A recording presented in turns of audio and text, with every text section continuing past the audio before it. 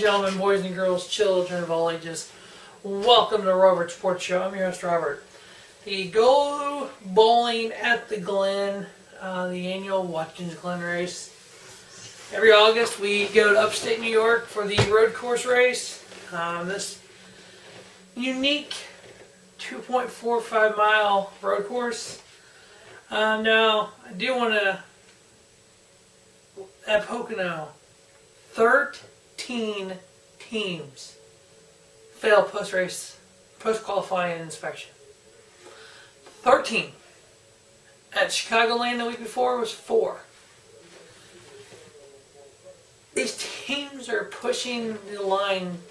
Either it's the new electronic computer, which, okay, but these teams are pushing the envelope so far, trying to get that just minute of an inch of betterness than their competitors. This is happening. So you want to you do the post-qualifying inspection, that way everyone qualifies for the race. But then you have 13 people who qualify, their times are disallowed, so they start in the back. If they don't qualify at all, they start in the back.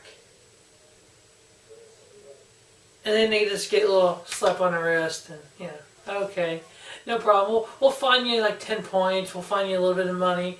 But that's a problem. Well, here's the problem. That's not the fix.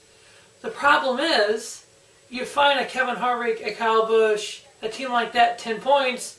They're going, it doesn't matter. They've already won races. They're in the playoffs at 10 points. Don't matter.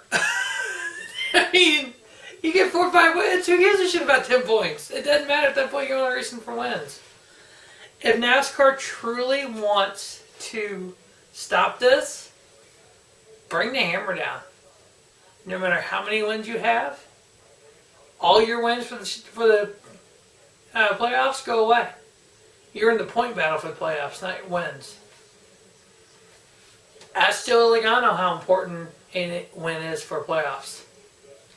He won a race, didn't make the playoffs because of an incumbent victory, which I still think is stupid. If you win the race and your car gets penalized, instead of having what they call the incumbent victory now, take that damn victory away. They don't get the credit for the victory. The second place gets credit for the victory. Bam! I know, it's a little harsh, but hey. Alright, let's get to the race. So we got 220.86 miles on the 2.45 mile road course. 90 laps, 3 stages, 20, 20, and 50. The first ever race at the Watkins Glen was in 1957. They held 3 races between 1957 and 1965. They went back to Watkins Glen in 1986, and it's been every year since. Last year was actually the highest average speed of the races at Watkins Glen at 104.732. The previous record was in 1995 at 103. Last year here at Watkins Glen, Kyle Busch won the pole. Kyle Busch won stage 1. Daniel Suarez won stage 2, and then Martin Truex won the race. Kyle Busch finished in the first stage first, 9th in the second, and 7th in the race. Martin Truex ran up front all day. He was second, first. A.J. Allmendinger was 8th, 10th, and 9th. We had 6 lead changes last year and 3 cautions for 8 laps. 2 of them were stages. And then in 2016, we had 9 lead changes, 8 cautions. Then back to 2015, we had 8 lead changes and 5 cautions. So there's not typically a lot of cautions at Watkins Glen. They might have a corner yellow, so maybe that corner, somebody gets off in the grass or something. But typically full course yellows, you don't have all of that many at Watkins Glen. The good thing with these road courses is, if you do have a problem, you can come pit without losing a lap. A lot of the guys, I remember seeing it at Sonoma, and then last year Watkins Glen to Sonoma, is with 2 to go, they would go ahead and pit, so it sets them up for the next stage. So at the end of stage 2, they would pit with 2 laps to go on stage 2, so when the stage is over and everybody else pitted, they were up front. Those kind of strategies we'll see a lot. The top 5 last year here at Watkins Glen was Martin Truex Jr. winning, Matt Kenseth, Daniel Suarez, Denny Hamlin and Clint Boyer.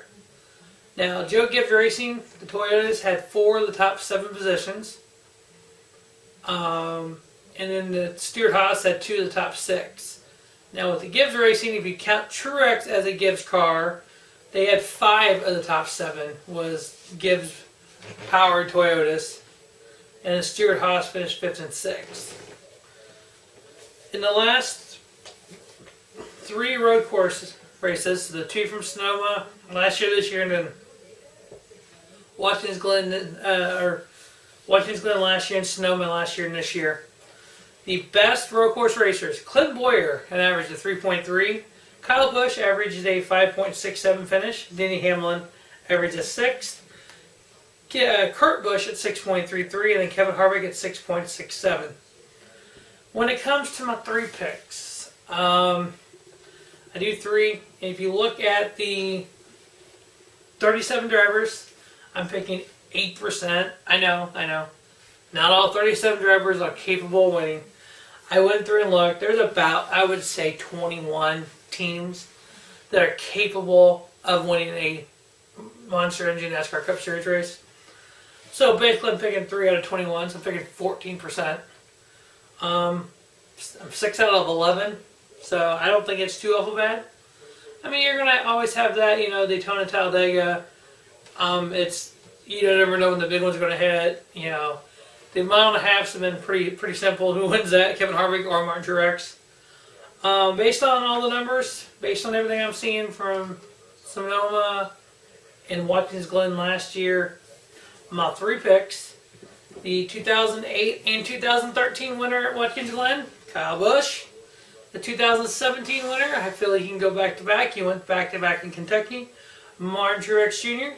And then my 3rd and final pick, the best road course racer in the last 2 years in the Monster Energy NASCAR Cup Series, Clint Boyer. So we got Martin Truex, Kyle Busch, and Clint Boyer are the 3 picks to win the Go Bowling at the Glen. What can you say about NASCAR this year? We've had some great finishes. We've had some historic, races. We've had just a little bit of this, a little bit of that. Some great racing. We've had some of the best. Bumping and running on each other. Harvick and Busch. Kyle Larson, Kyle Busch. So we've had a little bit of this, a little bit of that. The one thing we haven't had is a Hendrick Motorsports victory. When is Hendrick Motorsports going to win? What is going on? How come the Toyotas are so much better than everybody else? Why are the Fords so good and they're getting rid of the car next year? Well, those are a lot of questions we have. We have a few races left here in the regular season. A lot can still happen. Playoffs. I mean, we know who the big boys are. Kevin Harvick, Martin Truex Jr., Kyle Busch. But Clint Boyer's got 2 wins. I mean, how's he going to do in the playoffs? When's Hendrick? We're going to have probably 2 to 3 Hendrick cars in the playoffs, at least in the first round. Looks like Chase Elliott, Alex Bowman, and Jimmy Johnson will all 3 make the playoffs. Can they get hot and run out and get some playoff wins? A lot of questions. Short time to get those answers. So stay tuned to our Sports Show for the week-to-week previews. Definitely going to check out. I will have previews of the playoffs for all 3 series, the Camping World Truck Series, the Xfinity Series, and then the Monster Energy Cup Series.